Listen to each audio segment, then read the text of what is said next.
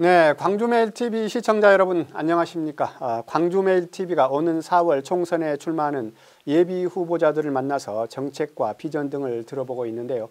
오늘 이 시간에는 고3석 광주 서구을 국회의원 예비 후보를 만나보겠습니다.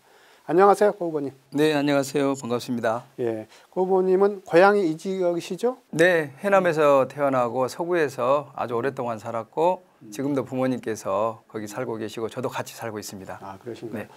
직전까지 이 대통령 직속 방송통신위원회 상임위원을 역임을 하셨더라고요. 어떤 자리인가요? 네, 그 방송통신위원회는 대통령 직속의 중앙행정기관입니다.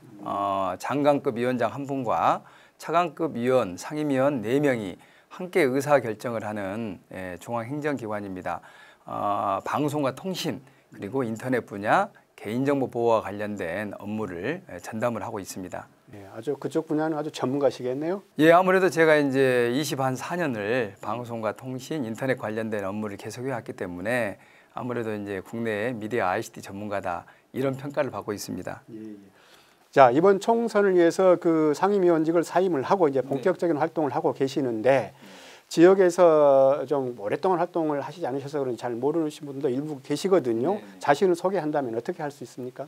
예, 저는 앞서 말씀드렸듯이 그 문재인 정부에서 차관급 방통위 상임위원을 역임했습니다. 그리고 최장수인 5년 5개월 동안 상임위원을 역임하고 지난달 퇴임을 했습니다.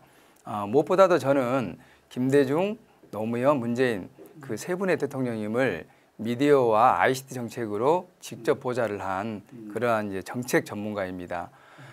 또한 이제 광주 지역의 그 국회의원의 비서관 보좌관으로 서구 지역에서 오랫동안 또 주민들을 위해서 심부름했던 그런 또 경험을 가지고 있습니다. 그래서 광주하고 이렇게 뭐 떨어져 살거나 그러진 않았습니다. 항상 고향인 광주를 위해서 열심히 노력을 했습니다.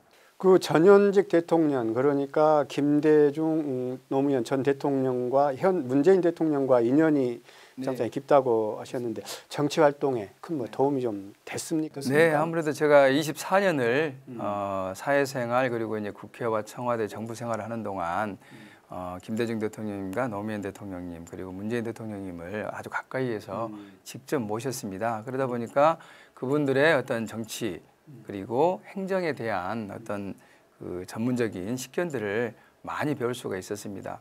무엇보다도 세상을 보는 그분들의 관점과 그리고 국민들을 하늘처럼 섬기는 그분들의 자세를 제가 옆에서 똑똑히 지켜보고 배웠습니다.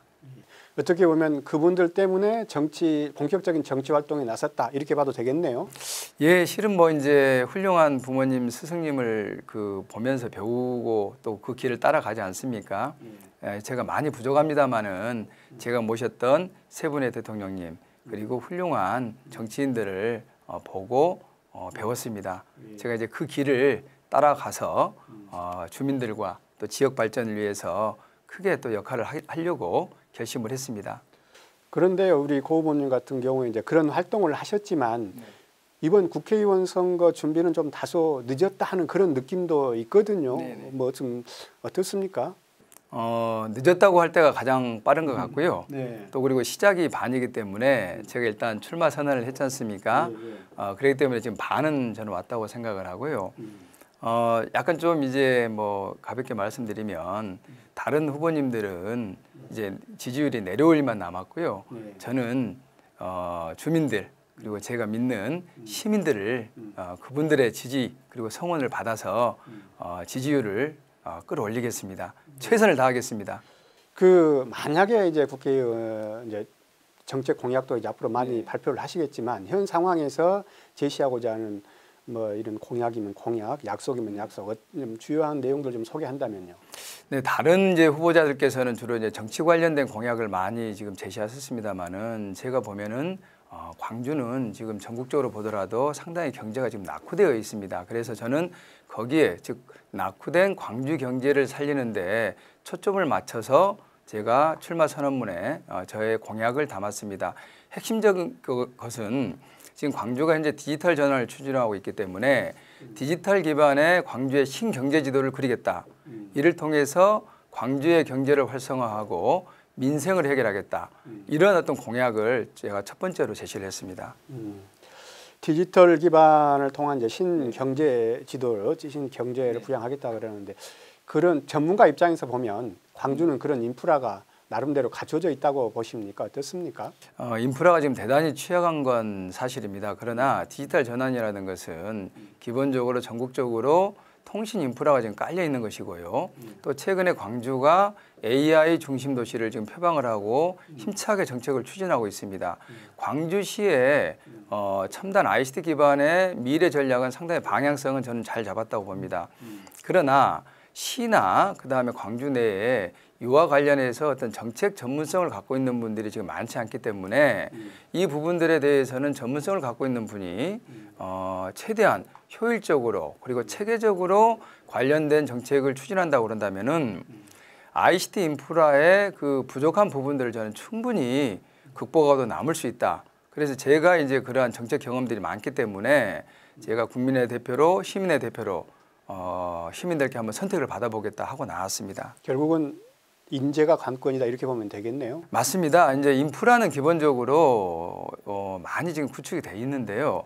그걸 어떻게 효율적으로 운영할 것이냐, 어떻게 이용할 것이냐는 게 지금 저는 가장 큰 관건이라고 봅니다. 대표적으로 인공지능 AI 같은 경우는 기술 자체도 중요합니다만은 그러한 것들을 어떤 산업 분야 그리고 어떤 우리 생활 분야에 적용할 것이냐는 활용의 문제가 저는 대단히 중요하다 이렇게 저는 생각을 합니다.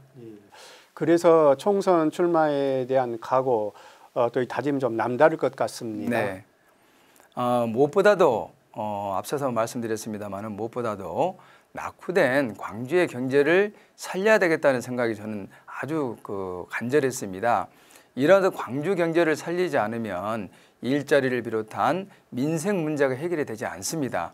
그래서 저는 디지털 기반의 광주의 신경제 지도를 그려서 가칭 광주 경제 재생 프로젝트를 힘차게 추진을 해보겠습니다. 이를 통해서 지역 경제를 살리고 또 민생 문제를 근본적으로 해결하겠습니다. 네, 사실 이와 같은 것들이 이제 이루어지고 또 하기 위해서는 무엇보다도 지역 주민들의 절대적인 지지가 필요하잖아요. 관건인 것 같은데 지역 주민들에게 한 말씀 하신다면요. 네, 그동안 오랫동안 준비를 해왔습니다. 준비되고 검증된 일꾼 그리고 진짜 일꾼입니다. 지금까지 제가 살아온 길을 통해서 판단해 주시고 제가 제시하는 비전을 통해서 진짜 일꾼 고삼석을 선택해 주십시오. 지켜봐 주시고 성원해 주시면 반드시 그 기대에 부응하도록 노력하겠습니다.